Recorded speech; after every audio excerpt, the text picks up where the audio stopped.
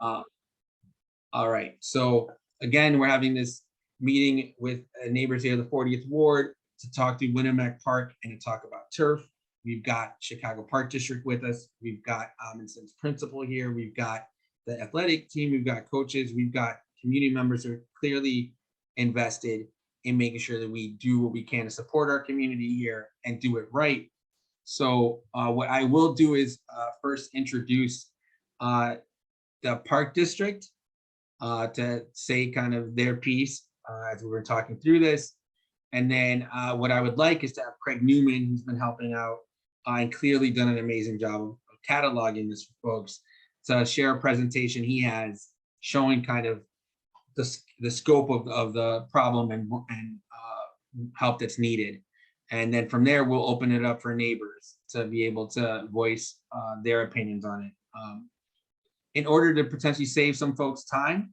Excuse me, can I just ask one question? People are texting me and saying that the meeting's at capacity. Is 100 the capacity? 100 might actually be the capacity on this one, but what I'll do is I'll also share it on Facebook Live. Oh, so okay. Folks, yeah, so anyone who's got, who wants to share, oh, now I gotta log into this thing. If you can do that, because I've just gotten like 15 text messages from people trying to get on, which is good. So, I mean, more than yeah, absolutely want to be there. Sorry to interrupt. I'm sorry. No, thank you for that. Thought that was important. Yep. Let me make sure that I can get this done on this end.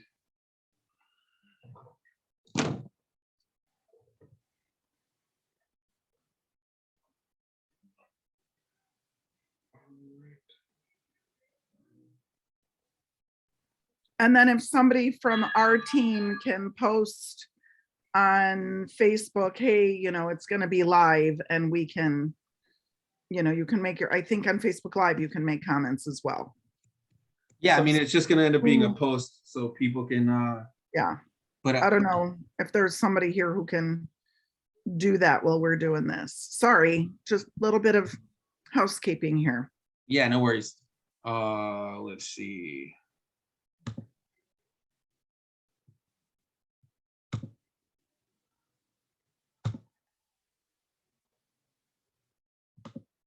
Okay, let's get this logged in.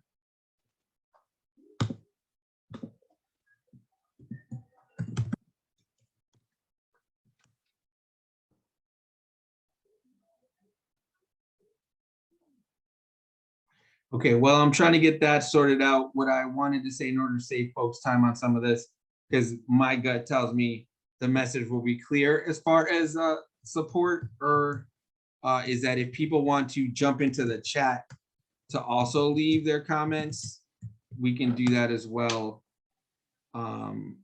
Again, just to make sure that it's all communicated as best as possible.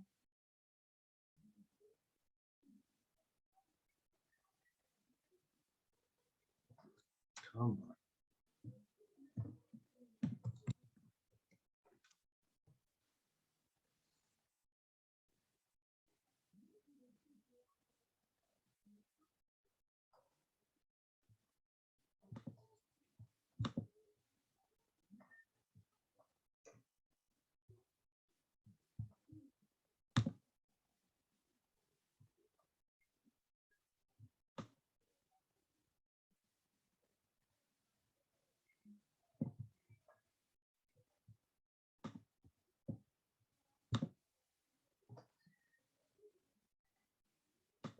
So the Facebook stalling, I'm also trying to see if I can just buy more space to have folks jump on.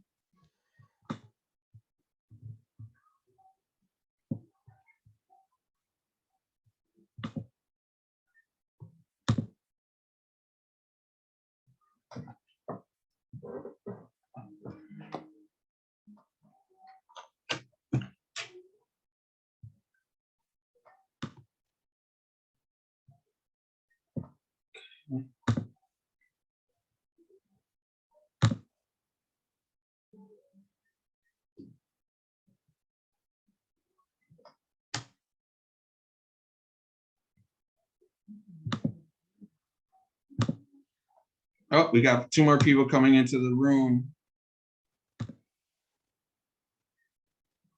Yep. So I think if folks want to jump on, hey Lindsay, I see you're on. If folks want to jump on, we've expanded it, so it should be up to like potentially 50 to 500 more. So Anna, if you want to let folks know that we opened that I'm up. furiously texting over here. Hang on. Not furiously, just quickly. All right, so great. So as we get that going, now that people can jump on, I want to introduce Tiffany from Park District. So Tiffany, if you want to kind of talk to folks and give updates from your end. Yeah, sure. So hi, thank you so much, Alderman, for having me tonight. My name is Tiffany Sostrin. I'm the Director of Legislative and Community Affairs for the Chicago Park District. I'm actually also a neighbor, full disclosure. I live right across the street. Yeah, my kids are not quite Amundsen age yet. They're only 4 and 9 months old, but one day they will be Vikings. So this is a park that's very near and dear to my heart. So again, thanks everyone so much for coming tonight. Alderman Vasquez has been in communication with us for quite some time. I would say that he has called me, emailed me, texted me more about this issue in the last few weeks and months than a lot of other issues. He's really interested in this. The Park District has had several conversations with him about it. As we begin this process, one of the things that's really incredibly important to the Park District is community input and community feedback. I think we've heard some very vocal voices, but we just want to make sure that the community is supportive of any significant changes to the park, particularly changes to the green space available in the park. That being said, I know everyone wants to talk about turf, so I'll hop to it. We've got about 55 artificial turf fields around the district that are football, soccer, lacrosse combinations. We do not have a ton of turf baseball fields. We have about, I think, 4, 3 at parks. If anyone ever wants to go out there and take a look, you can go to Stars and Stripes, Wentworth Park, and Hale Park. And those are kind of far away from us, but if you want to take a look at what it could look like, those are options available to you. We have about 700 plus softball and baseball diamonds throughout the Park District. So this is a huge undertaking for us. The way the process works is, so we identify the project, we assess that there's sufficient community support, we identify the funding, and then depending on the funding source, it may or may not need to be approved by either city council or come from the alderman or Park District. Then we have to hire a designer, right? And that's a professional that'll help us scope out what the project could look like. We'll go through a stormwater review and permit process. And then we'll get in line to order some turf, get it shipped here, and then wait for it to be warm enough for it to be installed. One of the things that's really important and want to remind everybody about with turf fields is drainage is very, very important. So we'd have to install additional drainage under the turf areas. So because the water can't drain from a natural, or from a turf field the way it could from natural grass, Also, I do want to point out or just remind everyone that the pandemic has created some significant supply chain issues for us, even with turf. There are not a lot of turf manufacturers in the United States that we can purchase from. They are having some significant issues. Also, the turf is somewhat tricky to install. It needs to be the exact right temperature outside for it. So the temperature needs to be rising and it needs to be consistently about 60 degrees outside.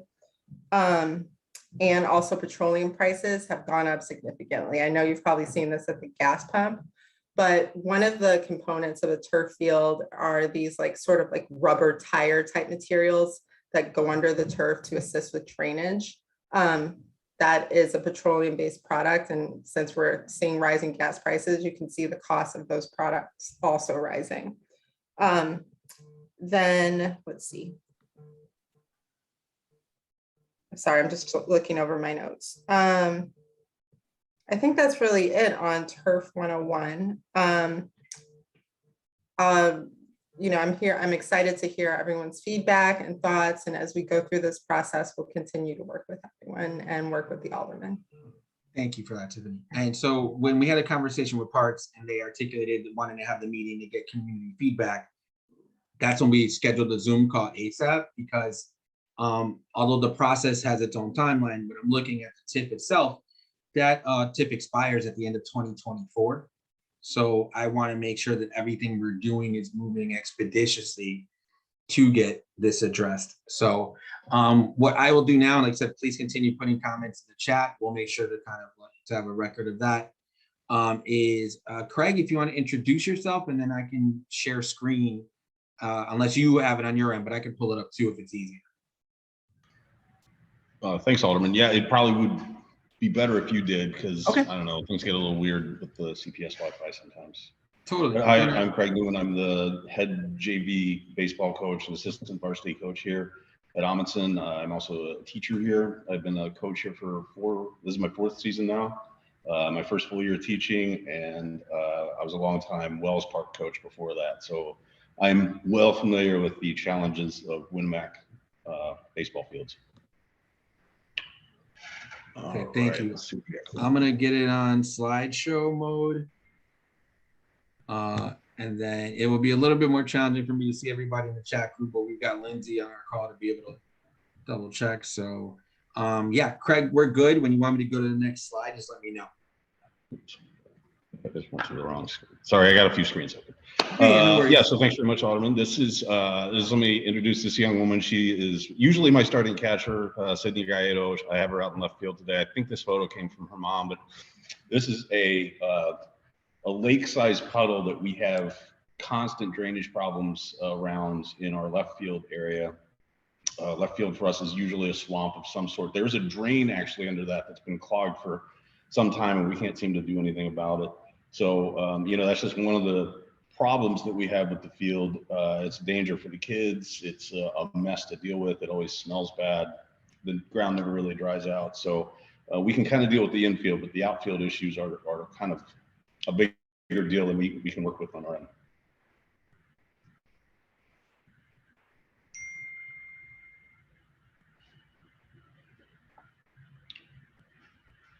So yeah, these are just some of the problems we have. It is kind of either poorly executed or it just hasn't been maintained over the years. And that's been an issue with this diamond for some time now. So we play on it, both our JV and varsity levels. Wells Park does play on it a little bit, not as much, although they do fall leagues there. There's a men's league in the city that plays all summer. So there's a lot of use that it gets, and it doesn't necessarily get any love and care. I mean, all of the teams that work there, we do as much as we can to take care of it. None of us are landscapers. None of us has a full-time availability to deal with it, but there's nothing much we can do about the drainage. So the infield is kind of in a bowl at this point, and the outfield has a slope into a bowl, and the water just sits there. There's no place for it to go. Whether we're talking turf or we're talking grass and dirt, it just needs to be re-leveled, and drainage needs to be worked out one way or the other.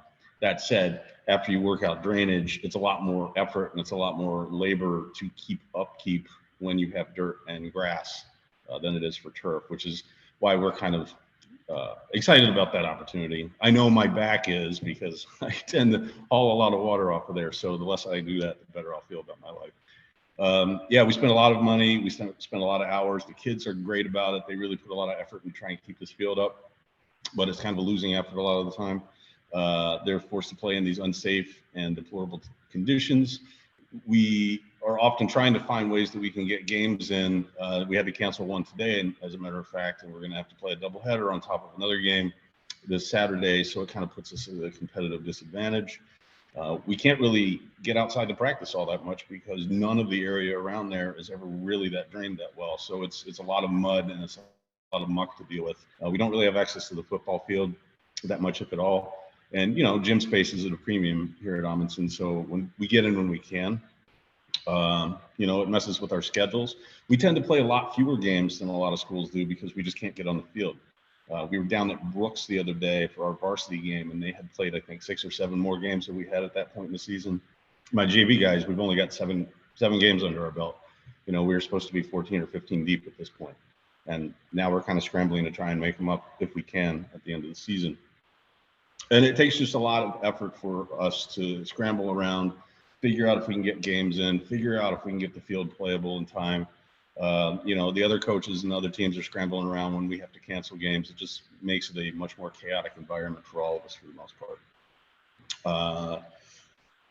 As I said, it's used by quite a few leagues. The other fields here are maintained to some extent by Wells Park Parents Association, which is the Little League Association at Wells Park. They use all the fields here except for ours on a regular basis. As it turns out, one of the fields is actually Sen's home diamond, so they do some work on that. Sen does benefit from that, and good for them. I wouldn't take that away from them, but you know, we are the ones that maintain our field by and large. And I think you can go to the next slide. I could have taken this today. I could have taken it the day before. I don't even remember when I took this. But, you know, we just have all these pits that have worn into the field because it's not constantly being replenished. Dealing with a baseball diamond that is, you know, we just think of it as dirt and grass. It's actually a pretty specific mixture on a dirt infield, right? There's a lot of clay involved, and it's a very specialized type of clay. So once it starts to get worn off, or it's not properly taken care of, or it doesn't have the right moisture content, which is ironic when we talk about needing to get rid of water, it tends to just harden up. And what you end up with is small lakes, right? Because clay is impermeable and the water just sits there until we pump it out, which is a long process. Yesterday, I got the pits behind home plate that we see here drained, and I think the one at first base, and it ended up being about 175 gallons of water I hauled out. And there's still some fairly major puddles out there to deal with, probably another 300 gallons. So it's just constantly trying to deal with this water management situation.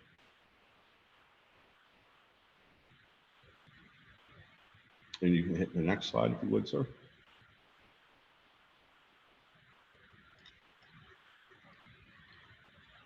I think you skipped one. Sorry, now I know what it's like to be on the other end of the Zoom presentation. Or maybe not.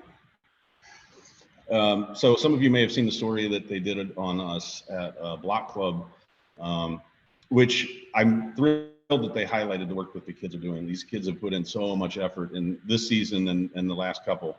We had the COVID season 2 years ago, so unfortunately we didn't even get the chance to do this, but these poor kids are spending a lot more time digging in the mud, trying to get rid of water, trying to get surface dry out there just so we can try and get on the field, right? I think we had ended up having to cancel a game the day he came out, and we were out there.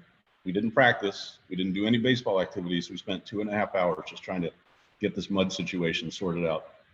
The Cubs were nice enough to work with, I don't know if it was the school or the park, but there was some money that went into putting these nice new dugouts in and some stands, and we can barely use them because there's all this detritus around. And it's kind of a really sad reality for these kids. You know, where they're finally getting back into school, they're finally getting back into the normal swing of being students.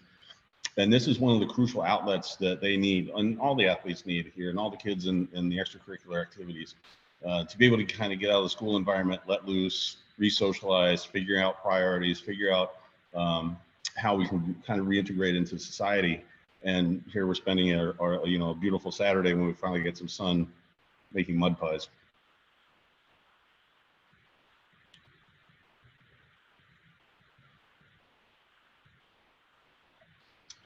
We lose hours of playing, practice, and coaching time dealing with water management and field maintenance, right? As I mentioned, we can't get into the West Gym, which is where we have a small batting cage, as frequently as we would like, because we have this outdoor space that in theory we can use, but it's so often rendered unusable. And you can't really see the water, standing water in the outfield from this picture, but there's just no way we can use our infield. It's unsafe, it's slippery, it's kind of disgusting to be around, and it's just too hard to play baseball on here, which is, you know, the whole purpose of being there. Again, I can't say enough about the kids. These are some of my JV guys. You know, we just have field maintenance days, and that's not uncommon for a baseball team from the high school on up through the college level. They will devote time 1 day a week to doing some rough field maintenance, and that could be a lot of minor stuff that the entire team kicks in. This is just emergency maintenance management that we undertake, right? And we ended up buying a lot of equipment on our own just because we needed it. And you can see that we're running out. We have now run out of our field dry that we shared with the men's league. Hey, Craig, let me ask you something, because you mentioned like average, you'll see somebody like teams do it like once a week. How often are you seeing as far as the students here? I'm sorry, could you repeat the first part of that? I couldn't quite hear. Yeah, you mentioned that, like, in any typical team, there is some time spent on doing this, but I'd imagine it's a lot more time spent here because of the nature of it. Oh, 100%. Yeah, we're doing it, if not every day, multiple days a week. And this, again, was, I think, a practice that we just had to spend the entire time kind of getting the field ready, because I think varsity had a game the next day, or maybe we did. And if we didn't get that work done the day before, it just takes too much time. It takes 3 hours to get the infield cleared up when it's in the conditions you're seeing it in. That doesn't even count the outfield. We can't get rid of those lakes that are out there. There's nothing we can do about that. And even if they go away, it's just this basin of disgusting black mud that just stays slippery for days, weeks on end, right? And then as soon as you get a little bit more moisture, it just gets bad again. Yeah. No, thank you for sharing that. Let's go to the next slide. There you go. Again, this is that left field lake that's on top of a non-working drain. I'm not sure what the plug or the clog in there is. It has been like this for as long as I can remember. And then you can kind of see that the water goes off into the right-hand corner of the image. There's just a standing swampy area right around that left field line that it's just always there. It's a slippery spot. A lot of that is our home bench side. So a lot of the families and fans kind of want to sit along there and they're perched in some disgusting mud. We basically have a mosquito farm on our hands in the summer, or as it gets a little warmer out, it brings in all sorts of pests and nastiness. And it's just, it's a gross spot to be.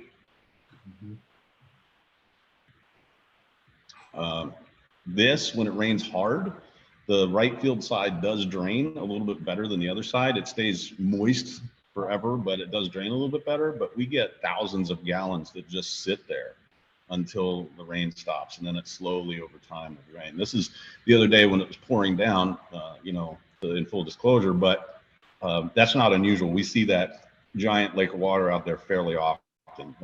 Coach McConnell and I will walk over to the windows that look out onto the field, and we'll just be like, well, there goes another one, because there's nothing we can do about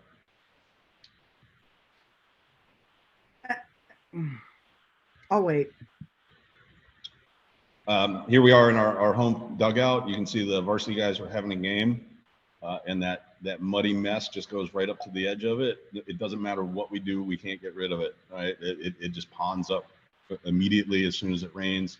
We pump it out, we put in quick dry, we try and get rid of the clay that's at the bottom of it, but we're just stuck with this muddy mess there, which is really unfortunate. It's bad on the other side too. Obviously I'm a little more concerned about the home team, but yeah, it's just there, and it always has been. Sorry, Ms. P. No, I mean, I can wait. And again, here, here's where it was when it was a lake. It goes from that to mud and then back to lake again. You got ducks on the right field, which, I love ducks. They're cute and all. You got dogs on the infield. I have 2 rescue dogs myself. It's not that I'm a dog hater, but the problem with that is when the infield gets as muddy and soft as it does, those dog prints just go straight down into it. And then we have to individually rake those out. They create an absolute hazard. If it's not a danger of you rolling your ankle, which it can be, it's certainly a danger of getting a bad hop of the baseball, which, when you've got a baseball coming at you at 95 miles an hour and it hits one of those and is up into your teeth, that's not something you want to do. So that we just have to spend the time. And I know people like to let their dogs run out there, and I'm not here to accuse anybody of anything or to start a war, but it is a complete danger that we have to deal with, right? And raking out all this mud and dirt, it's labor intensive. It takes us a long time to do. I mean, and we are the only ones maintaining the field. So it is something that does concern us. Spent a lot of time in the last couple of seasons, especially this year. It has been unusually wet this year. going out and trying to figure out solutions to getting our ponds drained out, right? So I've taken to going to the boating supply store to find bilge pumps that we can use. I just went up to the suburbs and picked up 8 bags of turf dry because we were out the other day and you can't find it in the city anywhere. And it's these silly little things you don't really think about when you're just thinking about a high school baseball game. It should be easy. Just run out onto the field.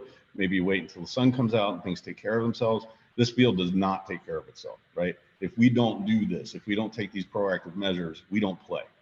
And the season's pretty short. So we got to do what we got to do. You know, we do the mowing on the infield grass at least. We can't really do the outfield grass. The park district does mow probably every couple of weeks. I don't know what the schedule is. I'm sure somebody can correct me on that. And they do mow the infield grass when they come through, and we appreciate that. Grass with all this rain and then a little bit of sun just grows too fast, and we have to try and keep that grass to a minimum on the infield. Otherwise, again, it becomes kind of a danger in play, or it just slows down the game so much that it becomes a problem for both sides. So, you know, we're probably mowing it every few days just to keep it manageable. So this is a game the JV squad had at Steinmetz. I believe this was the first game we played this season. It was a home game for us, but because we couldn't get on our field, they were nice enough to host us. But it's not much of a home game if you have to go to the other side of the city. We would play a home and away game with them, so that's fine. And we did end up playing there the next day, I think, or the day after. But we're having to make these long trips to go to schools that have turf solutions. Steinmetz is an interesting one. They actually have a fairly nice grass and dirt baseball diamond, and it's laid out well, and it's behind a screen, so they can do things like put tarp on the pitcher's mound to protect it, or put tarp on the batter's box to protect it. We can't do that since it's open and anybody can walk across and deface the stuff and take things, and those tarps are not cheap. But they have the option of being able to jump over onto this multi-use field. Now, is it ideal playing on a soccer field or a football field? No. The lines, it sounds trivial, but the lines can mess with kind of how you're tracking balls and fielding things, but they have that option available to them. We don't. To my knowledge, we've never been able to get into Joint Stadium, the football field, to play a game. We occasionally can get in there for a little bit of practice very early in the season, like end of February, early March, but not to get in for games. I'm going to just jump in and say a couple of things, if that's okay. Number Please. one, because, you know, I've been here for 10 years and I've been living with this problem for 10 years. And I believe that it was in my first conversation ever with Alderman Vasquez that I brought this up as an issue. So he and I have been kicking this around for 4 years or longer, I think, even since he was running.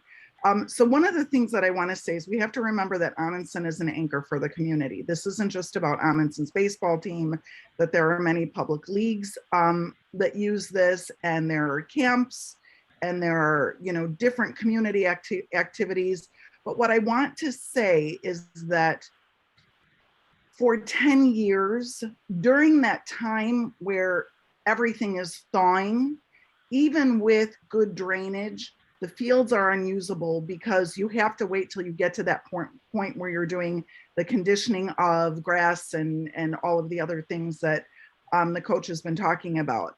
And the park district will not allow us, and actually prohibits us from playing on these fields until they can go and condition them and prepare them. Because by the time we do that, then the fields are in such bad shape and they're so ripped up that the kind of maintenance that they need to do and continue to do is a significant challenge, and something that never makes the field status quo or the way that it should be. And so what that does from an equity standpoint is that, you know, the schools that have access to turf fields can practice as early as the first day, whereas we're holding practice inside for baseball and doing the kind of training that we need to do with the other 10 sports that occur. So I have kids that are practicing in hallways, practicing on stairs, that are practicing in the very small limited gym space we have, that are practicing in classrooms, that are practicing in the cafeteria, that are practicing in the auditorium. And baseball is exclusively an outdoor sport. But if we cannot have access to the field, then the kids are creating even unsafer conditions while they're throwing baseballs at each other inside the hallways, because the other teams that are actually in sport and need those gyms to compete are in there competing, that being volleyball, badminton, etc. And so this is not only about, do the baseball players get to play? This is a much larger safety issue, and the scope of this and the damage that's done to the field, even during that time with the, while it's still frost and frozen and the water isn't draining, even if, because the ground is frozen and there are the muddy conditions, the park district, I mean, we would go out there anyway. I'm sorry about that, Tiffany, but we would. But it really caused a lot of damage to the field. And then the minute there's another weather condition, it snows here all the way through April, and being able to clean snow off of the ground and off of turf are two entirely different things. So there are a whole bunch of issues here. And this is a historical issue that we have had. And we're finally at a point where we can create a situation where kids can be outside and play, where they can have the kind of physical and mental release that they have. I'm going to just put in one of the biggest challenges that we're facing as part of this pandemic is that the kids have come back to us different. And for those of you who have followed me at all on Facebook or on Twitter, you see that we're hosting all kinds of medical and mental health symposiums and all kinds of initiatives at schools because the kids are affected. They've been sitting in their houses for a year and a half. They've been staring at devices, and being able to get kids, we had our experts, they said the number one factor for creating strong mental health and emotional health in kids is to keep them active and exercising. And we cannot do that for 1,500 kids inside of our building, but being able to have access to outside where our kids can run and play and do the things that kids are supposed to do in a safe environment without me and without parents and without coaches worrying about their physical safety, that we cannot assess that against any other need. The mental health of our future generation of kids is critical. And so I just want you guys to think about this as being more than a baseball game or more than a drainage issue. This is about having access for the kinds of activities that kids need to thrive and to grow. And this is the most sustainable idea that we can think of to give us that access. This isn't just like we want a shiny, pretty something. We have been negotiating this and talking about this for years. We've been seeing what our colleagues and our other high schools in the city are doing, and the access and the kind of benefits that they're having, and the benefit that we're having from our turf field in the park, in the stadium, and what that has done for elevating athletics and sports for high school kids, for thousands of high school kids. So I'm just going to stop there for a minute, unless I think there's another reason to jump in. Thank you, Anna. And I really appreciate you saying that. I mean, you've been tireless as an advocate for the kids, especially in the times we're going through. So I'm just glad that, no pun intended, but you're driving it home for folks. So. And I just want to say, I'm reading the comments about sleep. The other thing, second thing, aside from exercise, is kids need time to sleep. Our experts told us, our medical experts told us, 9 to 10 hours for high school age kids. They can't do that if they have to wake up at 5 o'clock in the morning to take a bus to get to Amundsen by 6 o'clock for practice so that they can have a game after school and do their homework and. Definitely. Sorry. Craig? I don't know. I think they really like getting up at 5 a.m., Ms. P. That is not at all the case. Although they do seem to be a little bit more awake for first period class. I think it tapers off. It's not healthy. My son gets up at 4:30 on the day he has 6 a.m. practice. It is not physically healthy for kids. It's not. Absolutely. And we do have to ask them to do that fairly often because that's our option, right? You know, the softball team, they were kind of forced to move out because the fields here are not doing well. We would be able to provide space for them to get work in. You know, there's never enough room for the soccer teams to get work in. We're just all kind of hampered and having to resort to some fairly drastic solutions across the board for all of our sports teams. And then Ms. P, I know that you kind of added this slide in. We were actually supposed to play at Whitney Young last night, but there was a scheduling snafu, so we ended up not going there. We did play there last year, and it was a terrific experience. It's a beautiful ballpark. They have it with a multi-use field layout. They can get softball in there, they can get baseball in there, and obviously they have the football or the soccer field on the other end. I don't know if you wanted to speak to that, because I know you put this in. I'm sorry, you cut out for a minute. Say that again to me, please.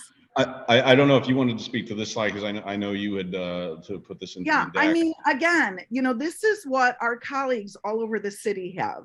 If we could name, I don't know, Craig and Cameron and Stephen Reynolds, if you want to put in the chat the schools that have access to turf fields, and, you know, Lakeview, oh wait, great team. Von Steuben, right now currently the #1 team in the city, Lakeview previous city champs. Whitney Young, Lane, help me, you know, what are the other schools? These are just the ones off the top of my head. Okay, Whitney Young, Lake, Sen. So these are, you know, this is just an issue, all of Jones. And these are the schools, interestingly, that people are, you know, hunting to get their kids into. And it's because they have resources that neighborhood schools don't have.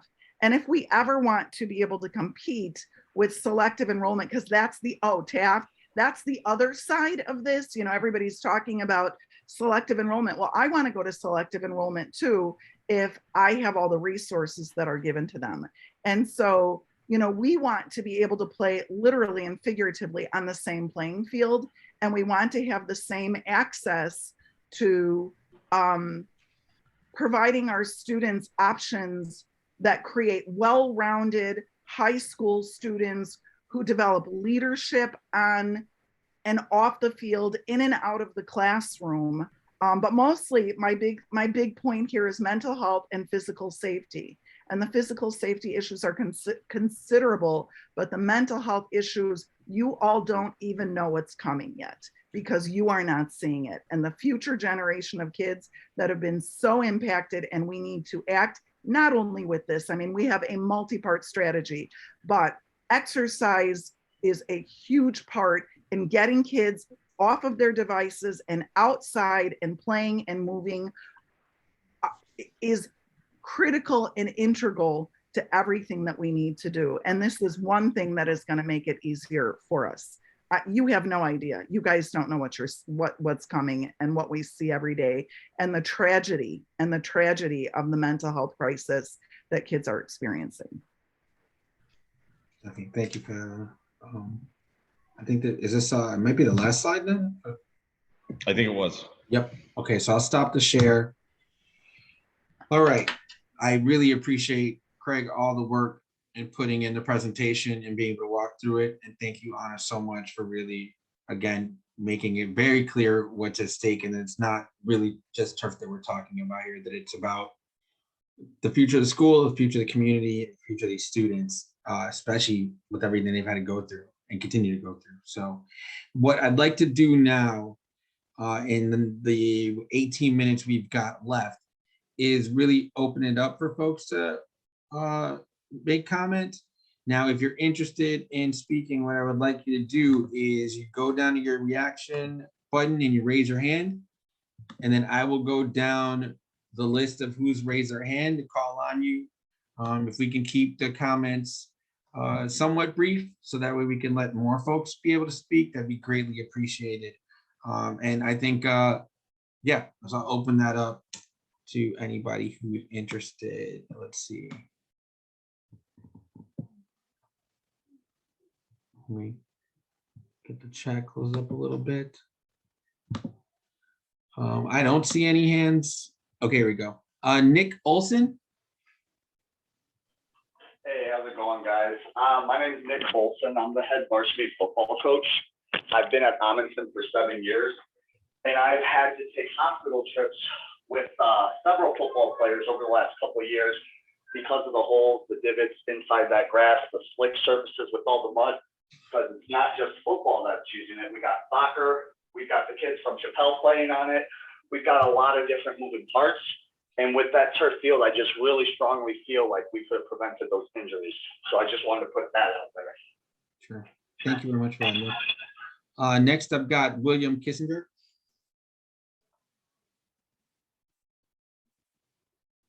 William, if you'd like to unmute.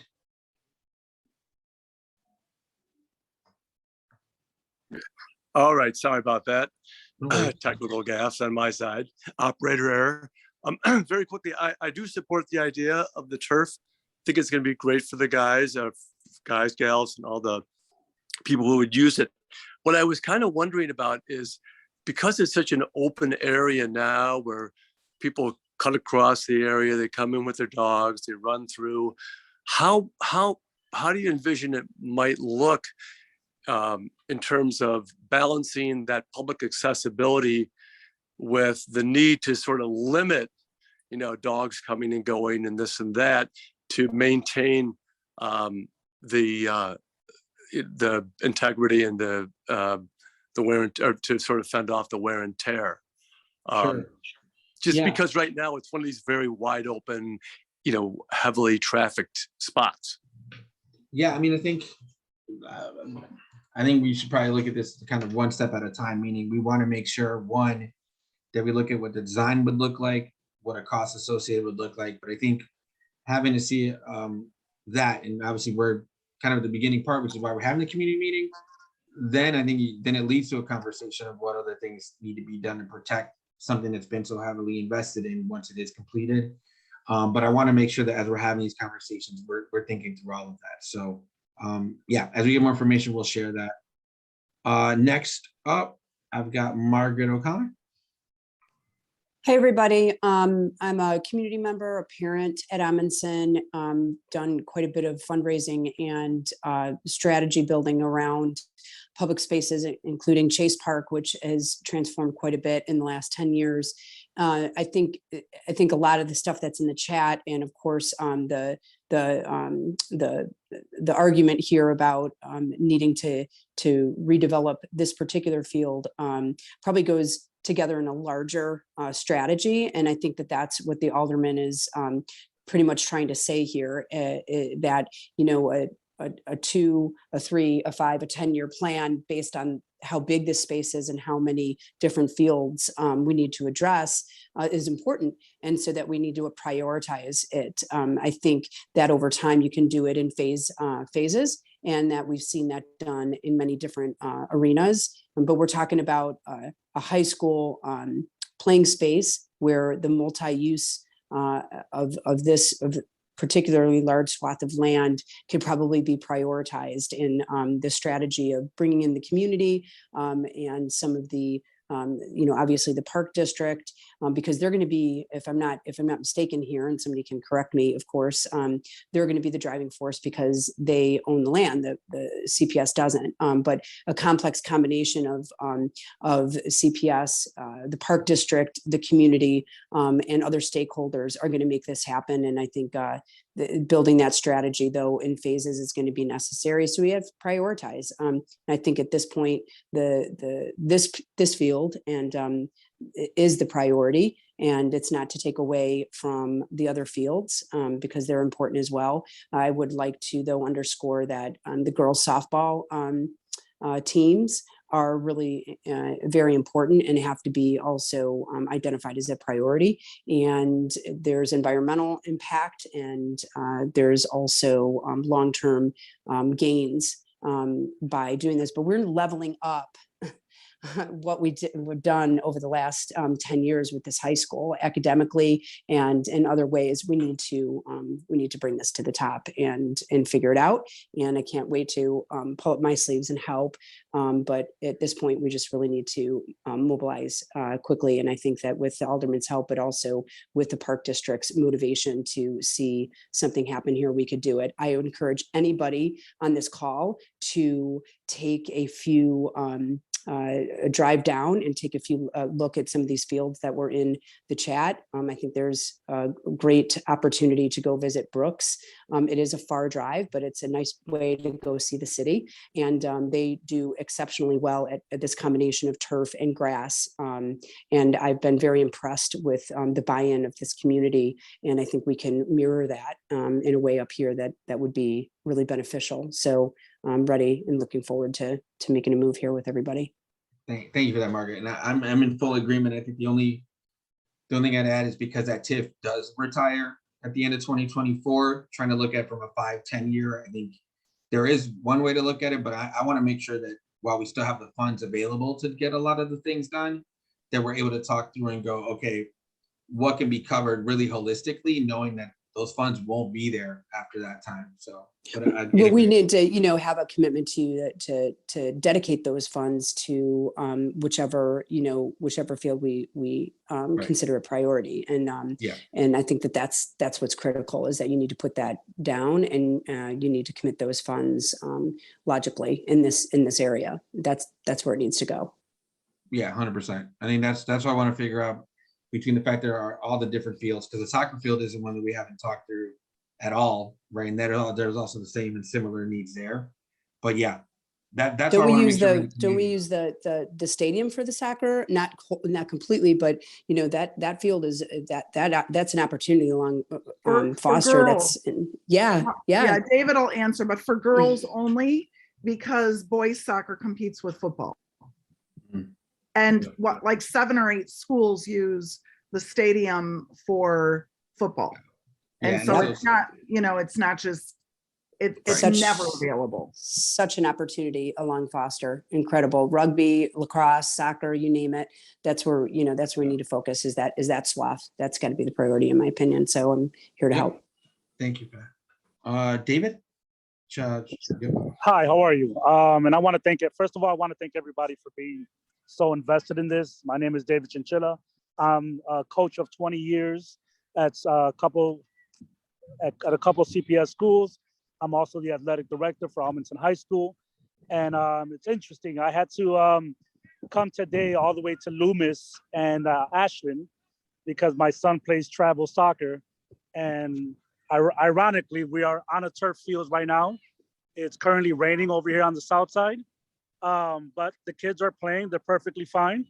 And there is grass all the way around us. And again, ironically so, right behind me, this is what you get. So this is what happens naturally with grass. Personally, I wanted to address some of the questions that I know some of the community members have regarding our scheduling and our games. When it comes to Joint Stadium, that stadium technically doesn't belong to Amundsen High School. It belongs to CPS, and the stadium is used by Mather High School, Lakeview, Sen, Roosevelt, and for all sports. So although we have a soccer field in the stadium / football field, we actually can't practice on that field right now. So because that field is being used Wednesdays, Thursdays, and Fridays by lacrosse, and we're not the only team that gets to play there. So when we do practice there, and our track team and our soccer team have to be out of the stadium by 4:15, which technically only leaves us about 40 minutes of practice on a daily basis. That being said, during the football season, soccer could never use it. So the boys can't really be in there. It's being used by football on a weekly basis. We try to squeeze in games here and there, but practice is kind of out of the question for us. We always have to play on the grass in Winnemac Stadium, and that's a conversation every single week with Lisa, who runs the fields. And sometimes they say we can't practice. Sometimes they say we can, because the weather, we would create too much damage for the fields. So addressing some of the issues about drainage. The issue with grass is that no matter what you do, as long as if no one ever touches the grass, I agree that drainage would help. However, because we have sports that use it in a specific manner, we have players that always use certain spots of the field more than others. There will always be divots and areas that will always be flooded. And that has been an issue everywhere. Secondly, the other issue that we're concerned, I hear some concern about is the turf fields and what will that do to the environment. I mean, this isn't something that's new. I know that was an issue 10, 15 years ago, but at this point in the game, every single professional and collegiate college level schools are all switching to turf, not because it's better for the players, not because they get an advantage. It's simply because it's low maintenance. And so when you talk about grass for something like the Cubs Stadium, you're talking about millions of dollars going into that on a yearly basis just for upkeep. That there's a complete full daily upkeep for a stadium that does have grass. And so that, like, it just, we don't have space in the stadium for our own sports because it doesn't belong to us, and it gets used 6 days out of the week, sometimes 7. And again, my name is David Chinchilla. If anybody has direct questions, I work for Amundsen High School. You can email me directly. Thank you. Thank you, David. Next up, we've got Jordan Parker. Hey, everybody. So I couldn't agree more with the points that our children's mental health and physical health is extremely important, especially coming right off a pandemic. So I think that those are really, really good points here, but the voice that's glaringly absent from this conversation is what kind of cost is this going to take environmentally? What kind of toll will this take environmentally? And yes, it's true that turf has been around for decades, and this isn't anything new, but we're at a point in our climate and plastic emergency right now where we have to ask the question, is the status quo what we should continue with? So I think all of us right now are asking the question, should we get a car that gets higher gas mileage? Should I be driving a car that gets 15 miles a gallon when I could get a hybrid or an electric vehicle right now? So all of these questions about how we've always done things are really important in the light of our climate emergency that we're in. So plastic turf, yes, it's been around forever. Yes, there are many, many advantages. Yes, it's a great alternative when there's lots of flooding, which is going to be more prevalent because of climate change.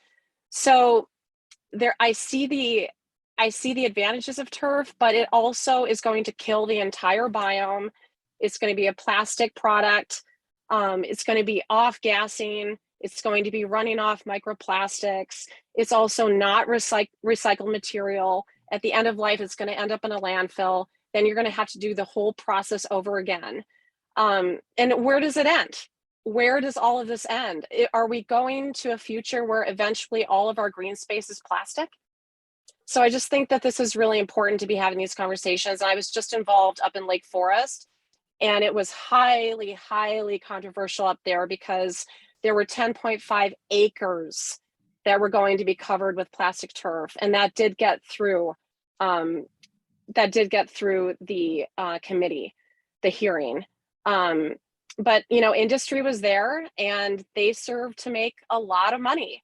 And there was also an orthopedist there who said, we have data that shows that some developing bodies, artificial turf has been linked to higher incidences of injury.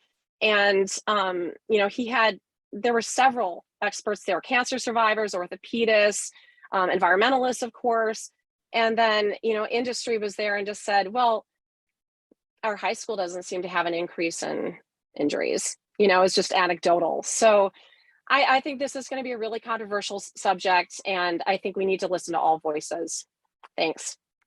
Thank you for that, Jordan. I know we definitely had neighbors' voice about protecting as much green space as possible, but I want to make sure that we hear everyone. So I do appreciate you sharing that. Next, I've got the last person. I will ask for John Schmidt. And then I've got something I want to add in. So John, I'm sorry, Yeah. Colleen, I think you had your hand up as well. My apologies, Colleen and then John. I think Sorry. Colleen was first. You want to go ahead and go first, Colleen? Sure. Hi, everyone. I'll try to be brief, but anyone who knows me knows that's potentially not possible. So I've been a Wells Park baseball mom for years. I know of Craig. My husband, Rob, knows Craig.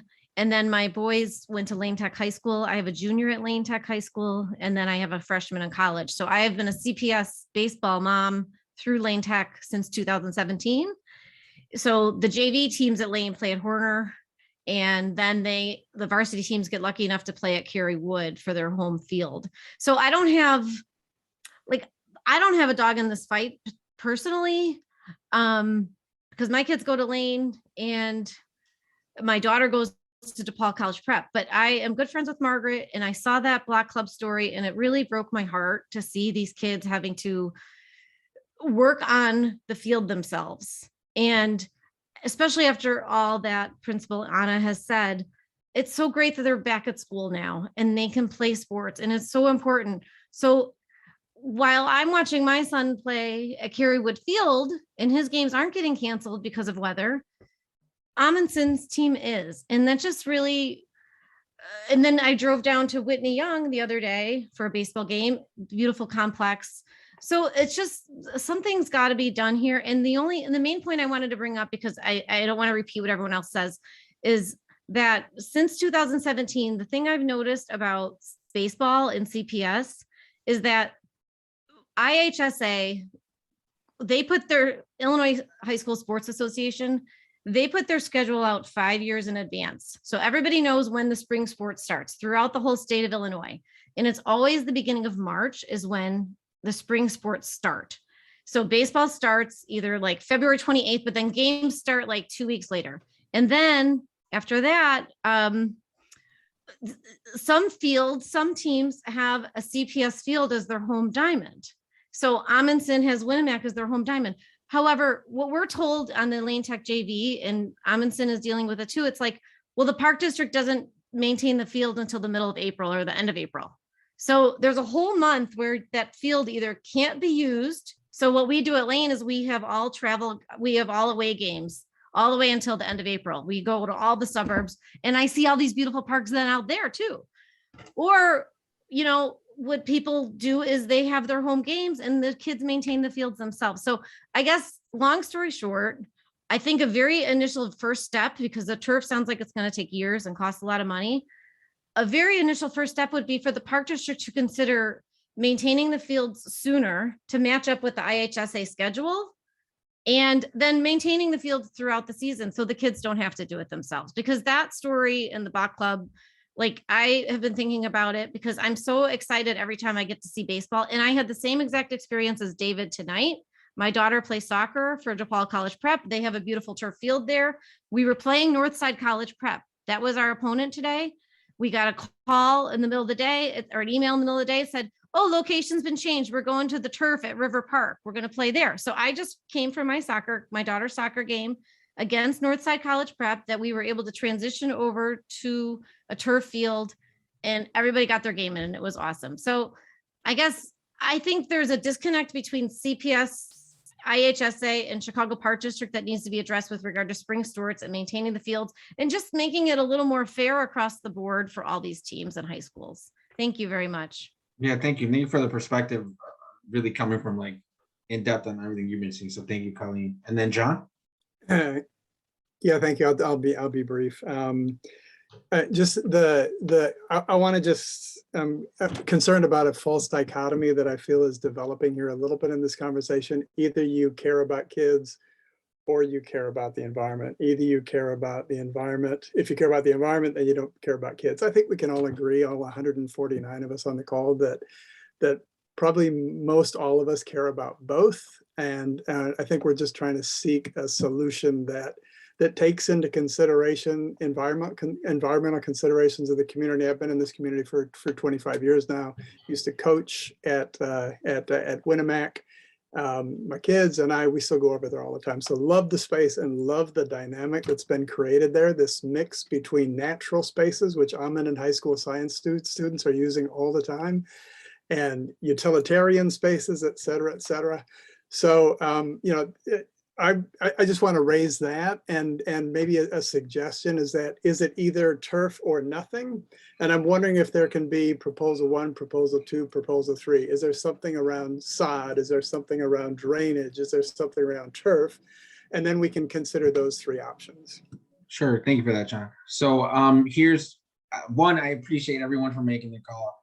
I appreciate the presentation as well as the feedback. And I think John loved the point we ended on there, because I don't think it is a either or. And I think really trying to figure out the responsible way to do it makes perfect sense for everyone. So what I plan on doing here for this call is, one, I think it's clear that there's interest in this for Parks District to see from this call. What I want to do between now and the next meeting that I scheduled for next week, I believe on the 12th, is we're going to put an Airtable form out to everyone that's on here, because you all register with your emails, to get your feedback, and then we'll put it out as well on online social media through our newsletter, so that we can get feedback on really all the components of it, right? What the different places we're trying to talk to as far as potential turf, what other options people feel, so that way we can get all that information, and in preparation for the meeting on the 12th, be able to report back kind of what we've been hearing from the neighbors and everyone who's invested. So we will get that out to the folks that are on this call via your email. Again, get it out through school, get it out through the newsletter, and not just a yes or no thing, because I think it isn't a binary decision, but really wanting to get more feedback from everyone as to what support looks like, as to what different options people would be in support of, so that we can then take that, talk to Park District, and then see what options we end up with that are feasible, and also being mindful of the fact that we do need to get something moving forward because of the TIF being, again, expiring in 2024. So it is partially making sure we get things right, but also making sure that the process and conversation doesn't bog down progress to the point that nothing can be done. So we will get that out to folks.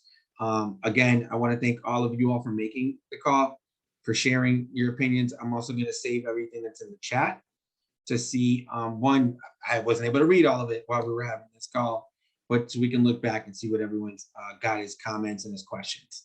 So thank you all so much. Y'all have a good evening, have a safe evening, and we'll be in touch. Thank you.